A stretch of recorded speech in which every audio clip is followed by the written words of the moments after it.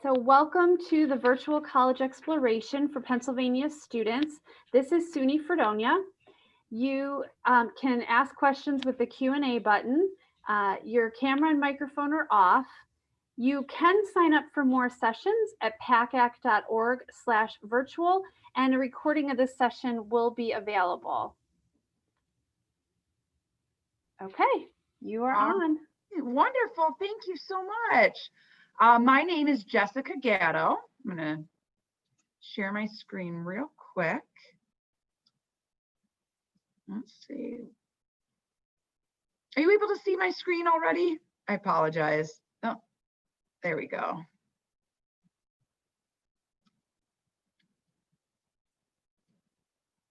All right, everyone. My name is Jessica Gatto. I am absolutely thrilled to be talking to you from the State University of New York at Fredonia.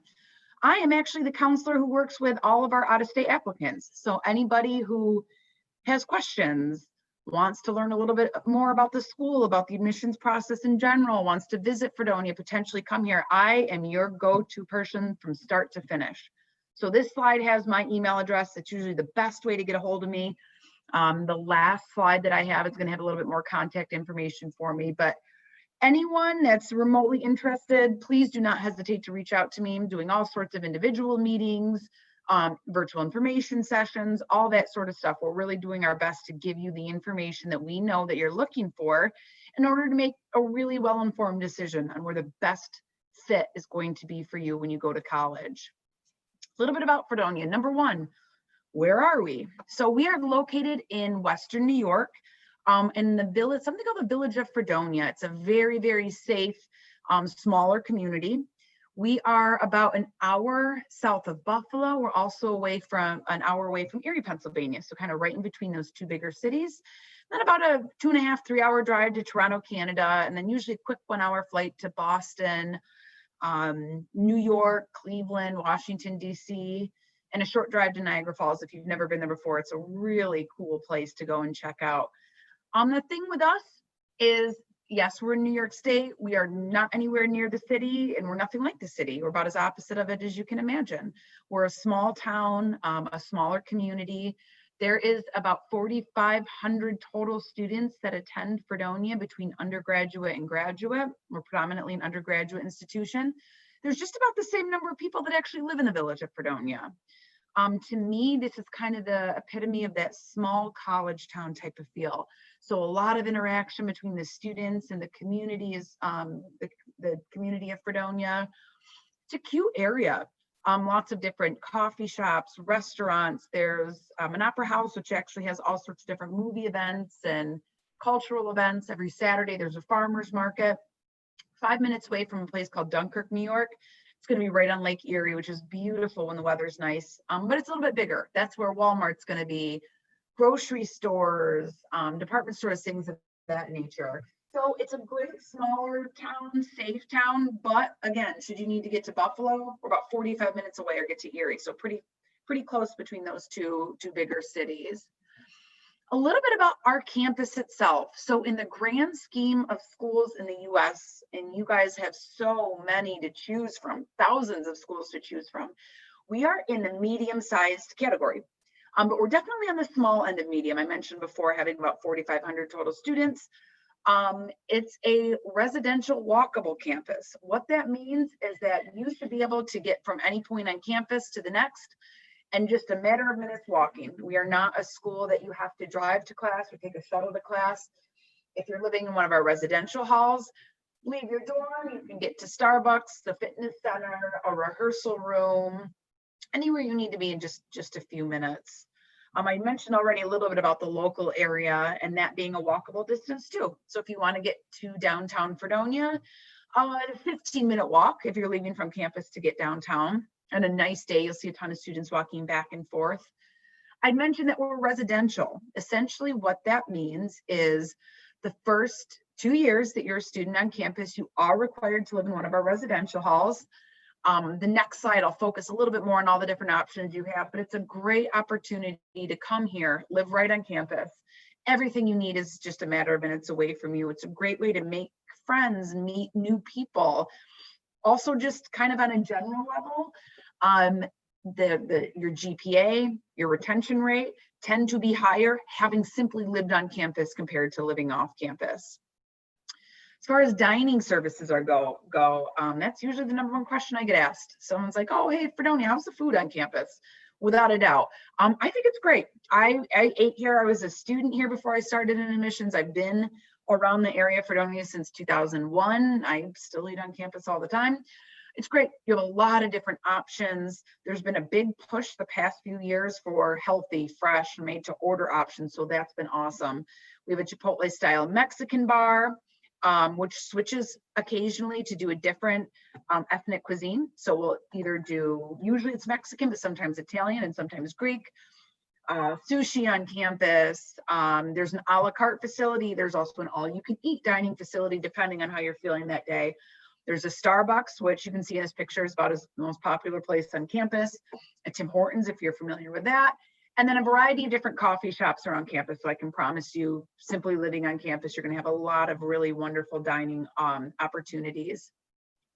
As far as transportation is concerned, I'd mentioned that living on campus, you do not need to have a vehicle. And I can tell you that as a student who went to Fredonia who didn't have a car. But say you're coming from a little bit of a distance, or you already have a vehicle, or you need to get to a job off campus, or whatever it might be, you're more than welcome to bring a car as a freshman. We're finding less and less students bringing vehicles, so great for you if you're bringing a car because your parking just got a little bit closer. It's free of charge. You slap on a sticker, you are good to go the entire year. That's great. Now, we also have a shuttle bus that if you say run out to get some groceries, you're driving back and parking your car, it's late at night, it's cold, or you don't feel like walking, a shuttle bus will be making a loop around campus, can pick you up, bring you back to the center of campus. We also have a shuttle bus that runs just about every hour on the hour that will take you from the center of campus and take you to a couple of stops in town. So if you need to get to the post office, bank, Walmart, you need to go out and go shopping, wherever, feel free to hop right on and use that. That's really nice, especially in winter. Maybe you don't want to go scrape off your car if it's been a while. We also have bus service 5 times a day that will take you from right in the middle of our campus to either the bus station in Buffalo or a bus station in Jamestown. From there, you can connect to wherever it is that you want to go. It's great because we actually have a ticket office right on campus. I myself am from a very rural area. There's zero public transportation. You need to get anywhere you're driving. So the thought of coming to Fredonia, no vehicle, wanting to go somewhere, I wasn't sure how that was going to work. You literally can walk in the ticket office like I did and say, I have a long weekend next weekend. I think I'm going to go to New York City. I have no idea how I'm going to get there. They'll sell you the tickets. They'll walk you through step by step. This is where you transfer. This is where you walk to. So it makes it really, really easy to get around if you're not bringing a vehicle here. Okay, so how do I get into Fredonia? We have tried to make this process over the past few years as easy as possible. And especially during the craziness that you guys are dealing with now, we're really trying to streamline the process. So applying is pretty straightforward. You're using either the SUNY application or the common application, whichever one you prefer, makes no difference to us. SUNY application. If you're thinking about applying to one of the 64 SUNY schools, that's going to range from 2-year community colleges all the way up to PhD granting institutions. So a real wide range within SUNY. Use the SUNY application. If you're thinking about in-state, out-of-state, public, private, a wider variety of schools, use the common application because it's a lot more schools are going to utilize that. Makes no difference to us. Everything's going to look the same when it comes into our system. Word of advice, put an email address on there that you are going to check somewhat frequently. We're still doing everything by the mail. We'll still mail you out, everything traditionally like we would have in the past, but email's so quick and so easy, and we can, usually get things figured out in about 2 minutes compared to you waiting to get something from us and then calling us back. So you put an email address, you're filling out the application. It's pretty straightforward. This is who I am. This is where I live. This is what I want to major in, yada, yada. You send it to all the different schools you're thinking of. It's $50 for every school you're thinking about. That adds up quickly. So really, really think and make sure you narrow down that list as best as you can before you even waste your money. There are also fee waivers available. If you think that you're eligible for one, go through either SUNY or the common application to see how you can obtain them. That'll save you a little bit of money right up front, which is great. If filling out that information, you hit submit, it goes to all the different schools that you're thinking about. What will happen next for us is we're going to shoot you an email back. Usually takes like 2 to 3 days after you hit that submit button. It's going to say, great, thank you for applying. We've got your application. You know you've done that right. Wonderful. It's also going to give you a link to your own online portal. Okay, it's called Your Connection. This is, you're going to use it for a million things as a student, but first and foremost, you're going to use it to check the status of your application. So you are going to be able to go online anytime, day or night, and see, what is Fredonia missing? Why don't I have a decision yet? The biggest thing for us right now are transcripts. We've decided to go test optional for the first time ever for next year because we know that students simply could not take them. So we're going to go test optional. We think we have a really good idea still based on your transcripts. That tells us a whole lot of the type of student that you are and if you're a good fit for Fredonia. My recommendation as far as transcripts go, believe me, and I have talked to my colleagues to say, we can completely sympathize at what an unusual year this has been and how this could really impede your academic success, even if you're the smartest student out there. We're all going to be taking that with a grain of salt. However, because now transcripts are the only piece that we have, we're really relying heavily on them. As best as you can under these difficult circumstances, please keep the grades up as high as you possibly can to give yourself the best chance of getting admitted into all the different schools that you're interested in going to. Average student at Fredonia, usually about an 89 GPA. I tell people 80 and above, apply early. We can work with you. We will work with you. Anything below that's a bit of an uphill battle. But for a lot of students, if you're someone who's kind of on the brink, I see some potential, there's maybe some things that concern me, we will be asking for senior year grades. We're going to want to see that information. We'd recommend you start applying as soon as possible. Usually we say by Thanksgiving to have everything done completed is kind of a good rule of thumb for you guys. So the applications in, transcripts are in, tests are optional. If you have happened to take an SAT or an ACT prior, submit it. Say you have a terrible score, had an off day, wasn't feeling well, terrible score. It's not going to count against you this year at all. It can only help. So if you have them, submit them. Essays and letter recommendation, we no longer require those, but they're recommended. Especially if you have maybe an off semester, even if COVID or not COVID. I had a bad semester. This is why. Let me explain to you about it in my essay. Humble brag a little bit. You know, I'm a great student. I'd be a great fit at Fredonia. This is why I did have a challenging year of switching schools. I had a death in the family. I work, 20 hours a week outside of the classroom. All that sort of stuff, we get it. It happens. Life is not black and white. We've seen just about everything. Please let us know so we can make a decision. Letters of recommendation. These are so useful to us. Oftentimes we don't get to know who you are outside of just what's on that transcript. If you have a teacher or a counselor who can write something on your behalf, wonderful. But if it's a community member, an employer, that's great too. There's things we want to know about you as a person that we wouldn't know otherwise. So sometimes I get a letter of recommendation for a student who I'm kind of going back and forth on that says, wow, this student, they're on time, they're prepared, they're asking questions, they're really diligent, they're really responsible. Things like that look great to an admissions office. So letters of recommendation, certainly send them in. Now, usually that's it, unless you are thinking about one of our arts programs, and Fredonia is really well known for the arts. If you're thinking music, theater, dance, musical theater, acting, anything in that area, it's going to require an audition. If you're thinking anything within visual art and new media, it's going to require a portfolio. It's going to be vital that you start early so we can give you an academic decision. Submit all your academics. Within 5 days, I'll be able to let you know, wonderful, you're academically admitted to Fredonia. I can also let you know about how much scholarship money you're going to receive. And then now let's just focus in on getting you into your particular program. So we'll send you all that information. Obviously, all of our auditions are going to be held online this year. So we'll get you everything so you're as prepared as possible for that audition. Those will be coming up in February and March. Costs. So step one, am I getting into the school? I'm applying. I'm finding out that I'm academically admitted. Now I'm figuring out, okay, how am I going to afford this?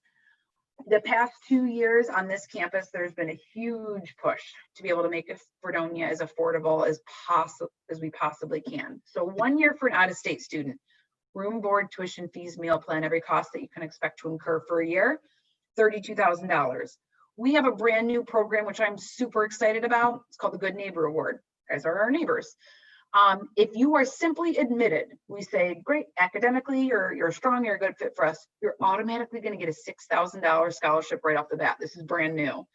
You're going to get it every single year over 4 years, as long as you keep up with the requirements that are set forth. That's going to help bring that cost of out-of-state tuition a lot closer to in-state tuition. On top of that, we're then going to look at you for our merit-based awards. We do not require a second step for our merit-based awards. Simply apply. I'm going to look at your GPA. If you have an 85 or above, you are going to receive one of our merit-based awards. How high your GPA, that's going to determine how much you're going to get. And again, these awards are going to be renewable every year over 4 years, as long as you keep up with the requirements set forth. We also have an honors program. If you are one of the top third of our applicants, I'm going to invite you to apply to our honors program.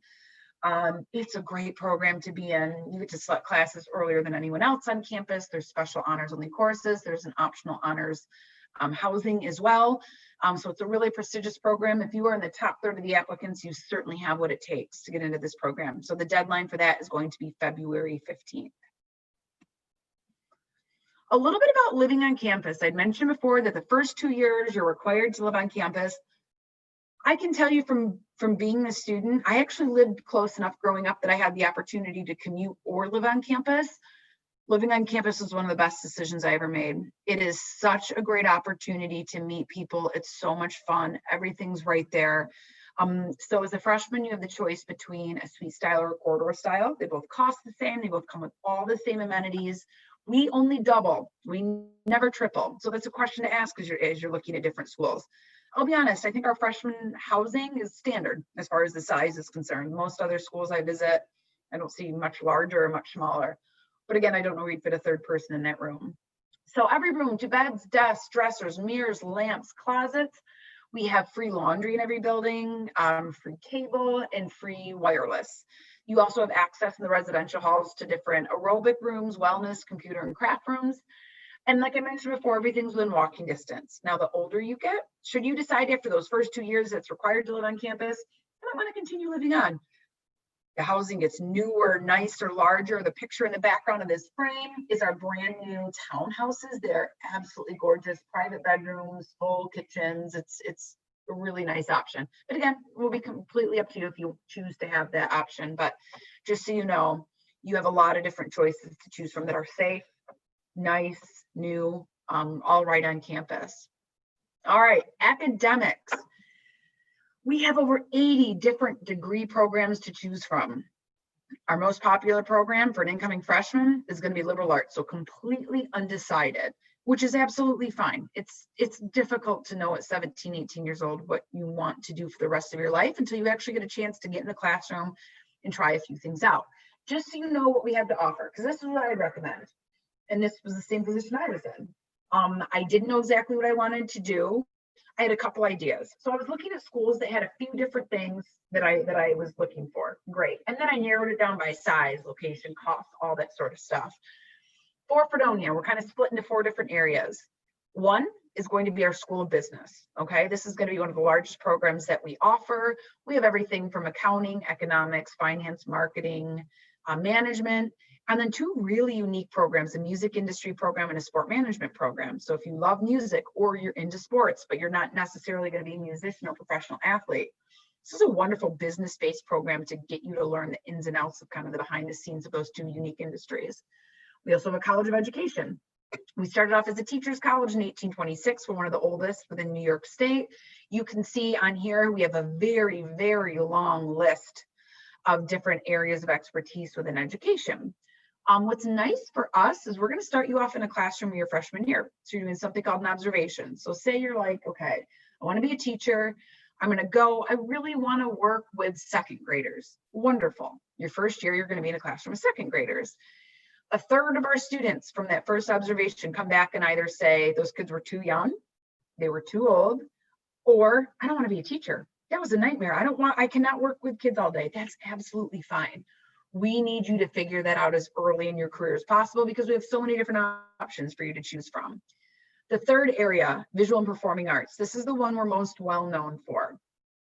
This is going to be our School of Music. There's going to be theater and dance, so theater, musical theater, acting, theatrical production and design and dance, and then visual art, new media. You can see the first bullet point, all the different art programs that we offer. It's this really is kind of the arts hub of this whole entire area. So there's several different art galleries on campus, rehearsal halls, 100 different practice rooms. Very, very well known for this program. Now, this was a big pull for me to actually come to Fredonia, although I cannot sing, I cannot draw, I cannot dance, but I love going to concerts. I love that whole sort of artsy vibe and scene. So you'll definitely find that here. The last area is our liberal arts and sciences. This is the largest one as far as number of majors. This is where all of our science programs are going to be housed, our humanities programs. I won't go in and list all of them, just highlight a few. Pre-med, if you're thinking about something in the sciences, we have pre-med, pre-vet, pre-optometry, pre-dental, molecular genetics, medical technology. I wish you guys could come to campus and actually see the science facility. It's brand new. Millions of dollars of instrumentation. One of the best equipped within New York State. The best part about us, we're predominantly an undergraduate institution. So you are using those facilities sometimes as a freshman. They're geared towards our undergraduate students using it, so that should you decide to go on and get a master's or go right into your PhD, you have some pretty incredible experience and you use some very, very high-tech pieces of instrumentation on campus. All right, so a little bit about the programs that we have here. We do also have some graduate degrees I wanted to mention as well quickly. They're going to be focused mostly within music, education, biology, TESOL, and communication disorders and sciences. So it's a very specialized area. All right, a little bit about academics. First and foremost, if you are taking any AP, IB, CLEP, or college level courses, kudos to you. If you're an incoming freshman, you are going to be a very competitive applicant. The fact that we can see that you're handling these high level of courses as a high school student, wonderful. That looks great on your behalf. How the process will work. We'll get all that information in from College Board that says, okay, great, this student took AP Bio, they got this exam score. We then behind the scenes do a lot of work that says, well, that's going to count as this, the student has these requirements done. We let you know all of that, but that typically happens at the end of the process, like in, summerish time for you guys to know how these are going to transfer in. I hate to just refer people to a website, but we list every single advanced level class that you can possibly take. And the score that you need to receive, and then how that's going to be counted with us. So if you want to pop on the website and look and say, okay, great, it would make sense for me to take AP Chem because it counts as this, and I know this is the score I need to get. It's a great little guide. I mentioned before, liberal arts is our most popular major for an incoming student. So we're a liberal arts institution, and essentially what that means, every single student, regardless of their major, has to take a set of courses that will fulfill kind of a liberal arts or general studies degree program. And even though liberal arts is very popular, we don't offer a liberal arts degree or a general studies degree. So you have 2 years of being undecided before you do have to declare something that you 100% want to go into, and that's going to be your area of expertise. How it will work. Liberal arts, you're coming in, say you're like, I'm a true liberal arts student, don't know what I want to do. Absolutely fine. You're taking all different classes that are going to fulfill your liberal arts requirements, but you're taking things in those areas that are interesting to you and meaningful to you and things that you really think could segue into a major. Now, if you come in having already declared a major, say you're coming in and I want to be a psychology major, that's great too. Still, you're going to be taking all liberal arts courses that first semester. However, a few of these courses are also going to count towards your psychology degree. So like intro to psych will likely be a class that you take. It'll count as a science requirement. It also counts as a liberal arts requirement. So if you leave that intro to psych and say, yikes, that's a nightmare, that's not what I want to do at all, you're not any further behind than someone who came in undecided. We've got a couple more semesters to figure out a good plan B. If you leave that class and say, I love it, this is exactly what I thought, wonderful. The next semester, again, all liberal arts courses, but a few more additional ones that are knocking out those requirements for the psych program. It's a lot. This is a lot to figure out. Taking classes for liberal arts and for your particular major, if you're doing a minor or double major, which we'll talk about, internships, study, all that sort of stuff. This is why from day one you're assigned an advisor, okay? You have an academic advisor. They're going to be a professor within the major that you are enrolled in. So you're coming in business, it's going to be a business professor. If you're coming in liberal arts, you'll randomly be assigned a professor. Then the day that you declare a major, it switches over to someone in that program. You're required to meet with them at least once before each semester. So you sit down with them, you talk about, here's the classes I've liked, here's classes I haven't really liked. This is the direction I'm leaning towards. The two of you together hash out your schedule for the next semester. There's not a way for you to sign up for a given class until you physically meet with this person, because they give you a code that allows you to go online to register for your courses. But this is really beneficial because that person is telling you, you're saying, these are the classes I want to take. These are the times I'm happy with it. They're double, triple, quadruple checking to make sure, yes, these are the right classes you need in the right sequential order. We do not want you taking anything that's not going to count for anything. That is a giant waste of your time and money, and that's not going to happen. So your academic advisor is clutch in doing that. Okay, double majoring is something I really want to bring up because we're seeing more and more students that are interested in doing it. So we are one of the few schools that's going to allow you to double major at no additional cost. But I have to tell you what I mean by that. Every single degree program on campus is 120 credit hours. That's what you need from start to finish to get a degree. So that's going to be broken down into 30 credit hours a year or 15 credit hours per semester, which is 5 3-credit courses. Expect to be very busy taking 5 courses each semester, but you're right on track to get everything that you wanted to do and accomplish and move on. Now, if you're a student who's coming in with, say, a lot of advanced credits, so you've taken some AP courses or college level courses at a community college, whatever it might be. And, you obviously always have the option to graduate early if that's how that works out. But then you also can decide that maybe I do want to do a dual major because it's not going to cost me anymore. Or if you're not coming in with any AP classes, no worries at all. If you're a student who is able to take more than the 5 credit hours, say you can do a 6th, 7th, or an 8th, those additional courses above 5 do not cost you anymore. Once you're paying to be a full-time student, you're a full-time student. And as long as your advisor says, yes, this is a student who can handle the additional course load, you're more than welcome to take additional classes. Now, it's important to be a little bit realistic in what your double majors are. So say, for example, you're like, I'd like to do chemistry and biochemistry. Great. Even though those are rigorous programs, a lot of the core classes overlap. So that's going to be a little bit easier to navigate and get done in 4 years. What I hear more oftentimes than not are students who are interested in doing things like double majoring in cooperative engineering and music performance. Okay, that's going to be probably impossible to get done in 4 years because there are some such different opposite ends of the spectrum, no overlapping courses, probably not going to happen. But this is why for almost every major we also offer a minor. I mentioned before that we're huge within the arts, especially music. We have a lot of people who come here who say, I'm passionate about it. I want to be in that scene. I want to sing, do whatever, but gosh, I'm going into pre-med, so I can't be a music major. Well, be a minor. You're still going to really be able to keep up with that craft, improve yourself, have that still be a part of your life. That's important. But also for almost just every other major. A business minor is huge. A lot of people want to go into an area, but have a couple business classes under their belt. So a lot of different things to choose from. We want to make sure you are graduating with as much experience, you're diverse, you have classes in a couple different areas, and you're totally able to accomplish that within the 4 years that you're with us.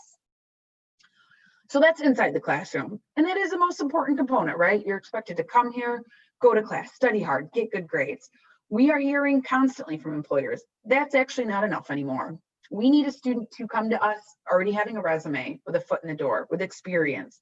Okay, that's a lot of pressure, but we have the resources here to help you accomplish that. A few different things, one of which is going to be professional job shadowing. So say you're like, maybe I could be a vet, I don't know. Well, let's get you in and see if you can handle some of the more difficult parts of that job and, get a sense of what their role is and what that office is like. Then that expands up into internships. We have some of our programs that internships are built right into the curriculum. Some of them aren't. Even if they aren't, your advisor is going to be pushing you pretty much from day one to start thinking about this because it is so incredibly important. Almost all of our internships are available for credit. So instead of taking a class, you're doing an internship and getting college credit for it. Some are paid. I think last year it was only about 35%, but they definitely exist. Internships are vital. Okay. Not only, like I mentioned before, are you getting that experience and getting your foot in the door and meeting people in your industry, it also gives you a really good idea if you're in the right field. Sometimes there's a huge disconnect, it seems like, between what you're learning in the classroom and doing well in your exams and actually getting out into the field. The example I use is I knew a student well on campus who was an undergraduate psychology student, loved it. I think had a 4.0, great, wanted to work with kids. She got an internship just in that area, first semester, sophomore year, came back after a few weeks and said, oh my gosh, I didn't know that I didn't like kids. And also, this is really difficult subject matter we're talking about. I don't think this is the exact fit for me, which is fine. Absolutely fine. We don't want you to work so hard to get that degree over 4 years and then land that first job and realize it is not exactly what you expected it to be. So internships are great on that kind of personal level. We're also huge on student research. I mentioned before a new science facility with all the instrumentation. That's an integral part for our science students, is to not only hands-on use this stuff, but to do independent research. A lot of times it starts off doing kind of collaborative research with the professor. So they're always working on their own projects. It's great for you to start to work with them to see how a research project from start to finish goes. Maybe there's grant writing in there, all that kind of component to doing research as well. And then our upperclassmen and especially graduate students are doing a considerable amount of independent research, traveling to conferences, showing their own work. It's just vital if you're in that particular field. Performance opportunities too. Again, I mentioned you love singing, theater, dance, all that sort of stuff, great. But that's not your major, it's fine. We have a lot of different things happening on campus, over 400 different musical events alone. These are open auditions. So if you want to be a part of an ensemble or an a cappella group or a band, choir, you want to try out for one of the plays on campus, you want to be involved in set design, so many different levels of interaction as far as that's going to be concerned. And in addition to all that, the social aspect, that's almost just as important as the academic aspect, honestly. So we're huge on sports. We're Division III. We have several different men's and women's teams. Being a student athlete, I'm told, really is like having a full-time job. You are busy all the time. There's travel, practice, all that sort of good stuff, but it's a really rewarding, enriching experience. If you love playing a sport, not quite sure, I don't know if I want to play for the school, we also have club and intramural teams. So they still, some of them travel, some are more about a pickup basis, so you have a wide range to look at. Campus is also really big on volunteering, clubs, organizations. We have about 180, I think 5 clubs and organizations, which is about 2 to 3 times larger than most schools our size. This is not a school that students pack up and go home on the weekends. I mentioned that I'm from 30 minutes away. I came here because I wanted to go home when I wanted to go home. And I did not until like Thanksgiving break when they say, okay, you physically have to leave the building now. There is something happening all the time. The first Wednesday that school's in session, we have a big activities night. There's going to be representatives from every single club and organization that are going to be there to tell you, join our club. This is what we do. It's the best club on campus. It's great. I was a part of the business club on campus, which doesn't sound too exciting, but we did fundraising, did a free trip to New York City. I'd never been before. It was something to really put on my resume. So great experience all around. A lot of them are academic based. So yes, you have like your teacher's education club, business club. That's great. There's a Quidditch team. There's ultimate frisbee. There's soap opera club. I mean, just about everything you can possibly imagine is out there. If anyone does want any more information, again, please contact me. We are doing a brand new initiative this year. So we have our Good Neighbor Scholarship Award, help bring that cost down close to in-state. We're also doing something called a Good Neighbor Visitation Program. So you're coming to visit campus. We are doing in-person visits. You would meet with an admissions counselor for about a half hour and then do a walking tour of campus. That's great. If you're driving from out of state, we want you to really make the most of this opportunity. So should you decide to come, email me and let me know, hey, I'd like to come this day. Here's the different majors I'm interested in. I'd like to talk to this coach. I'd like to see these particular buildings. I will build a day that is completely personalized for you. Again, really just to thank you for making the trip all the way into us. Now, if that doesn't work, you don't feel comfortable, whatever it might be, we can do everything virtually as well. So a lot of what we're doing now is setting up virtual visits.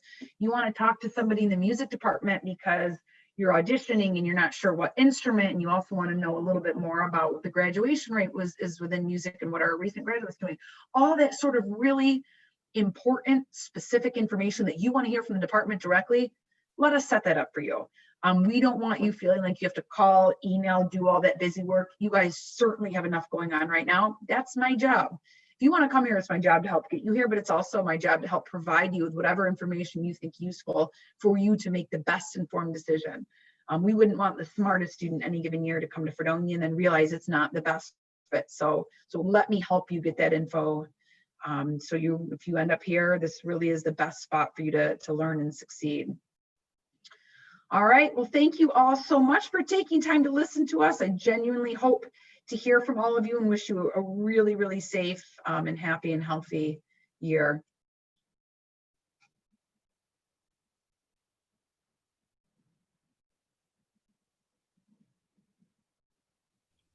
Okay, excellent. Let me share my screen here. Thank you for joining us. After you close this window, there's going to be a really quick 4-question survey that will pop up. You can sign up for more sessions at pacac.org/virtual, and there will be a recording available if you'd like to review any of this information. Thank you for joining us today, and have a great weekend.